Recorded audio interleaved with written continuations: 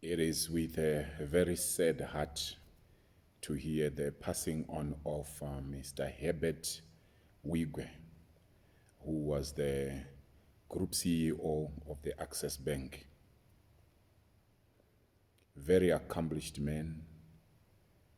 He passed on at the age of 57, as you might be aware, in a helicopter crash in California on the 10th of February 2024. I would like to share with you my biggest takeaways from Mr. Wigwe's life. Firstly, Mr. Wigwe was a man of excellence. This would be seen by the way that he rose from the ranks until he became the Group CEO of Access Bank. And what that teaches us is that whatever your hands find to do, you must do it with all your heart. If we work extremely hard and we are passionate on what we are doing and we know what we are doing, we can become the best versions of ourselves. That's the first takeaway for me. The second takeaway is the kind of heart that he had. Just before his passing, we know that a university had just been completed in his name, in his hometown. We say, may Mr. Wigwe, his wife, and his first son rest in peace together with the rest of the people that perished in that helicopter crash. So we see that Mr. Wigwe had a heart for education. Not only that he took himself to school, but he also made sure that his children went to school. And not only that, the university, the Wigwe University was going to be, or is going to be, the second private university in his hometown, which is an amazing feat. The third takeaway from Mr. Wigwe's life is his love for family, his love for his wife. There was a time when he was asked what was his greatest asset. And he said his greatest asset was his wife.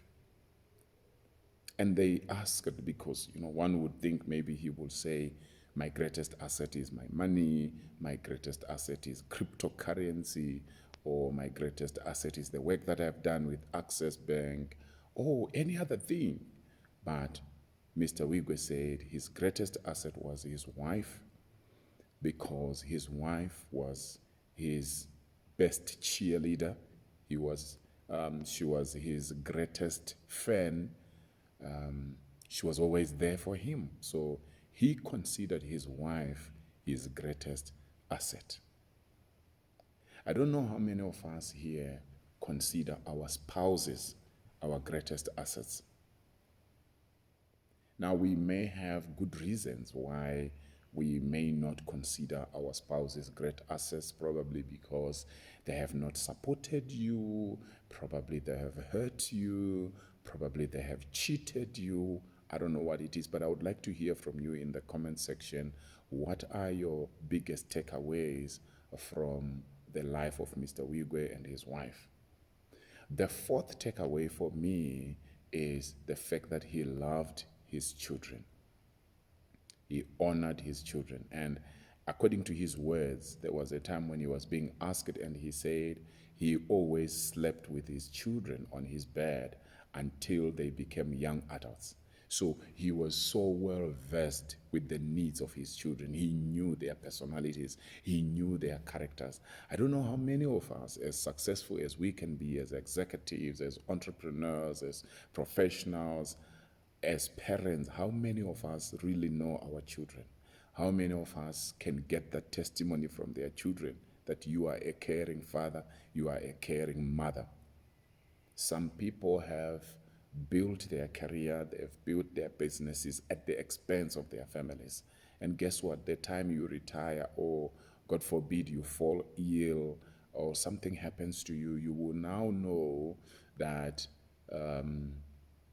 all the things you thought were important are not as important as your family. because for Mr. Wigwe, unfortunately, he passed on together with his wife and his first son, and he's survived by 3 of his youngest children. Now, those children will definitely remember their great dad and their great mom and obviously their great big brother. But one of the biggest things is the heritage that Mr. Wigwe has left for those children by showing them genuine love. It is your family that can stand with you when the West comes to the West.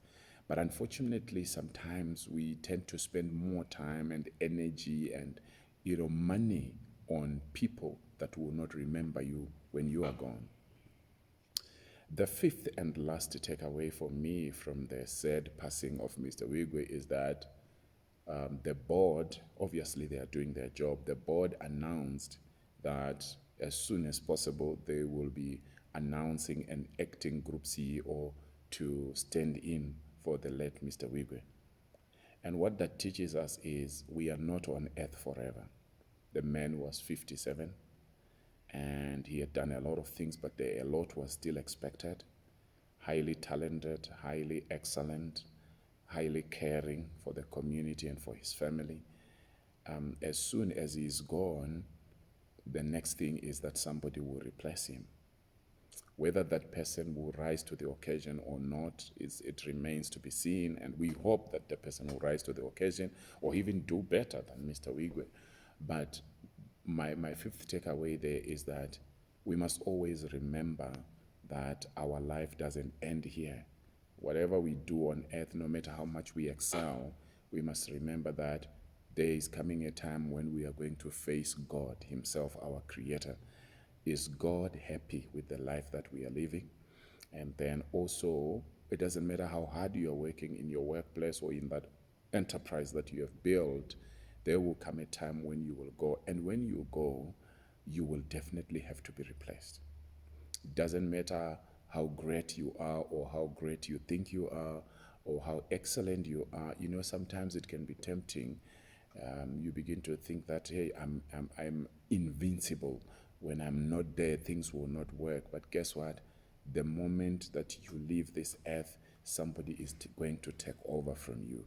So what am I saying? Let's take care of our health. Let's take care of our mental health, our physical health, our spiritual health, knowing that we are here for a season and the lives that we live are not ours. They belong to the Creator, who is our God, and we need to build a relationship with him. I don't know whether Mr. Wigwe was a Christian, whether he was dedicated to God or his family was dedicated to God. But what I'm saying is we can also be reminded that at the end of the day, God loved the world and gave his only begotten Son, Jesus Christ, that whosoever believes in him should not perish, but have everlasting life. So believe in Jesus today. Be in love with Jesus. Serve him with your whole heart, knowing that you are on earth just for a season. Otherwise, thank you so much for watching this video. Dr. Wubet Mutoko signing out. Remember to subscribe to this channel and to like, share, and comment.